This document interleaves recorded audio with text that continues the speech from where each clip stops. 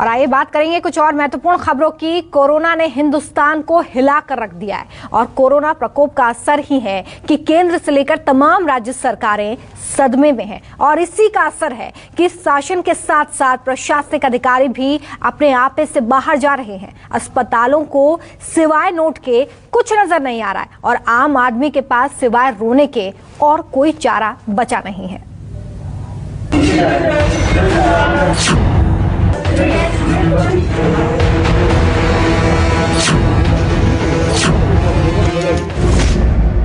नाकारा हो गया है सिस्टम।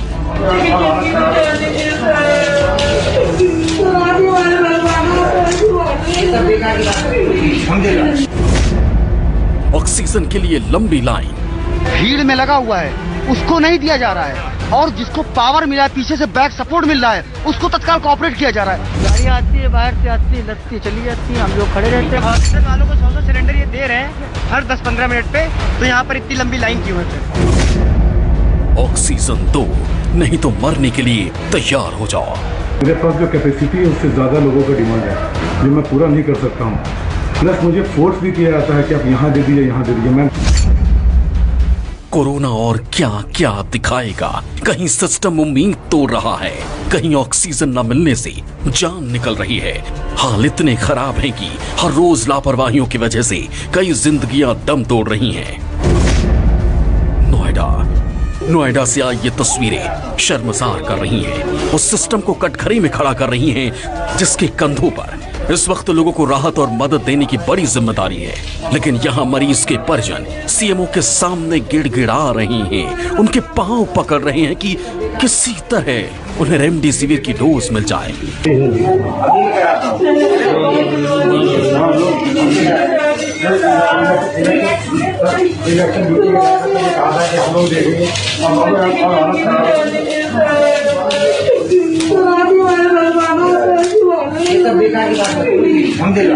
दरअसल नोएडा के सीएमओ ऑफिस में 3 महिलाएं सुम्मीद के साथ पहुंची थी कि सीएमओ उनके मरीजों के लिए रेमडेसिविर इंजेक्शन दिलवाने में मदद कर देंगे। इंजेक्शन की गुहार लगाते हुए महिलाएं सीएमओ के पैर पकड़ने लगी, गिड़गिड़ाने लगी, लेकिन सीएमओ साहब धमकी देने लगे, कहने लगे दोबारा यहां आई तो पुलिस के हवाले कर देंगे।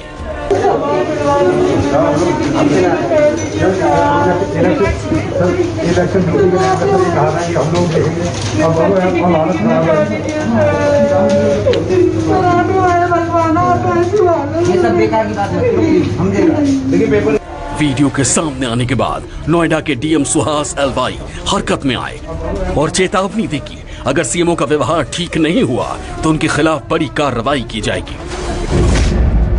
वाराणसी, कोरोना की वजह से हर अस्पताल में व्यवस्था चरमरा गई है, लेकिन वाराणसी के अस्पताल मुश्किल वक्त में भी शवों का सौदा कर रहे हैं। वाराणसी के पॉपुलर अस्पताल में मरीज की मौत के बाद परिजनों का गुस्सा दर्द के रूप में बाहर आया।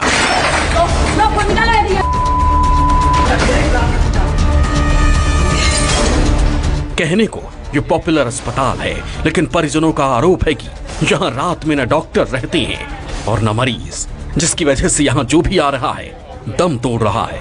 पॉपुलर अस्पताल की दबंगई देखिए। मरीज की मौत होने पर शव देने के लिए अस्पताल परिजनों से 3 लाख रुपए मांगता है। पॉपुलर अस्पताल में अपने भाई का इलाज न होता देख एक बहन नर्स दवाओं की गुहार लगाती रही, सिस्टम को जगाने की कोशिश करती रही, लेकिन न तो सिस्टम जागा और न ही एक बहन अपने भाई की जिंदगी बचा पाई। मैं भी एक हेरिटेज की स्टाफ नर्स हूँ। मैंने जो करते बना मैंने किया, मेडिकेशन से लेके सब कुछ से लेके। ना इनके पास एडीआर है, ना एट्रोपिन है, ना बाईपैप का सामान है, ना कुछ है। अस्पताल के अंदर की तस्वीरें बेहद दर्दनाक है।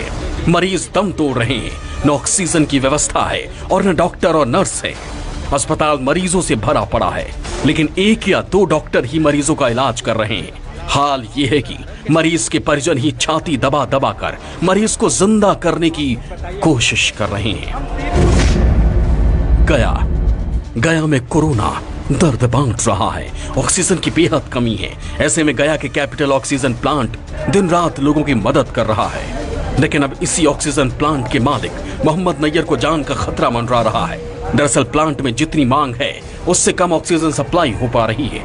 इसके बावजूद 24 घंटे प्लांट काम कर रहा है, लेकिन कई लोग प्लांट मालिक को सरेआम जान से मारने की धमकी दे रहे हैं। रोजाना 700 से 800 सिलेंडर मेगा सिलेंडर और बीटेक मिलाकर आपूर्ति मैन्युफैक्चरिंग करने की कैपेसिटी है।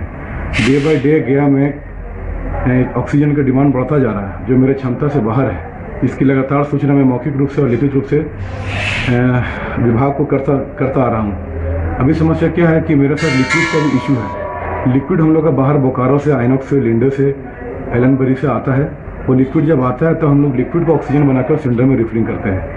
मेरे पास जो कैपेसिटी है उससे ज़्यादा लोगों का डिमांड है जो मैं पूरा नहीं कर सकता हूँ। प्लस मुझे फोर्स भी किया जाता है कि आप यहाँ दे दीजिए, यहाँ दे दीजिए। मैं बार बार बोल रहा हूँ कि आप जो कोविड का लाइसेंस दे रहे हैं और नर्सिंग होम को, तो उनसे पहले ये भी देखा जाए कि प्लांट वाले को क्षमता क्या है, वो ऑक्सीजन अवेल कहाँ से कर पाएंगे। इस वक्त प्लांट के बाहर भीड़ रहती है। 2 पुलिसकर्मियों की ड्यूटी लगी है, लेकिन प्लांट के मालिक अब सुरक्षा बढ़ाने की मांग कर रहे हैं।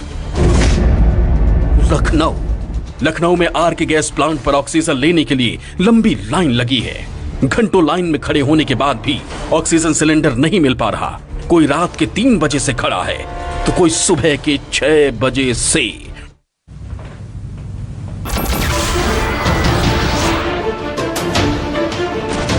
नमस्कार, मैं हूं मानक गुप्ता। अगर आपको हमारा ये वीडियो पसंद आया हो तो इसे लाइक और शेयर जरूर करें, और हां, हमें सब्सक्राइब और फॉलो करना ना भूलें ताकि आप देश और दुनिया की कोई खबर मिस ना करें। तो जुड़े रहिए हमारे साथ और देखते रहिए न्यूज़ 24।